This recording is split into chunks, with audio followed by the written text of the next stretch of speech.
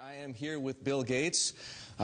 We know him from Microsoft. We now know him for the Bill and Melinda Gates Foundation. Bill, it's great to see you. Great to see you here in particular because we know the Gates Foundation for its work on infectious diseases, child health, nutrition, agriculture, education, the list goes on. Why does Bill Gates care about finance? Well, it's all about helping the poorest. And one thing they don't have access to is bank accounts. The fee structure, if you have small amounts of money, is just too high. And we got involved in some traditional microlending, but just didn't see how that could scale up and get inexpensive enough. So now we're involved in trying to make sure we get a very efficient digital payment structure set up for all the poorest in the world to get financial products that work for them. What are you doing? The idea is that typically through the cell phone, you should be able to send money to your relatives. You should be able to track the money that's coming in, set aside money to buy seeds the next year. And there are countries where this is beginning to take off. Kenya, Bangladesh, even Somalia, maybe the last country you'd suspect up in Somaliland, almost half of the GDP is done digitally. I don't need to tell you that the poor have been unbanked for as long as there have been banks. Why is this time different? Well, it's really the digital revolution. The poorest have bought cows, stored gold, put currency under their mattress, but they are getting cell phones. And the cell phone capability of identifying who's using the cell phone, letting you look at your spending patterns, that's going to be common sense. People are going to have help and lots of innovative products competing on top of this digital currency platform.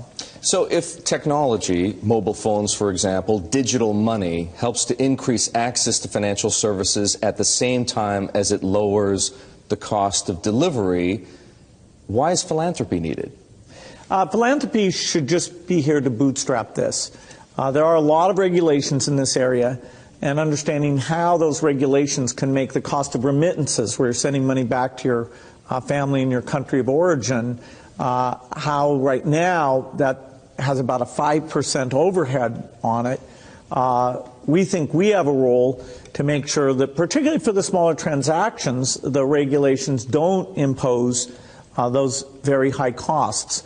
Once this gets going, then we'll step up to the applications and say, okay, how does a savings application help the mother make sure money's focused on the kids? How does it help them stay in school, set money aside for the uniform or for good future planning? Some of what you just described, the need to move money from place to place, the cost of doing so, the overhead, as you put it, makes me think, believe it or not, of Bitcoin, because some people have said, hey, Bitcoin is the answer to those problems. Are you a believer? Well, Bitcoin is exciting because it shows how cheap it can be.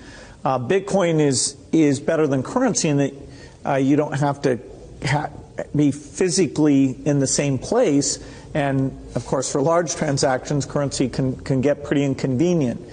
The customers we're talking about aren't trying to be anonymous. They're willing to be known. So the Bitcoin technology is key, and you could add to it or you could build a similar technology where there's enough attribution that people feel comfortable. This has nothing to do with terrorism or any type of money laundering.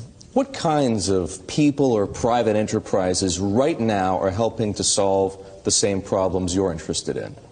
Well, in some countries, the mobile companies have been fantastic. In a few other companies, it's been the banks.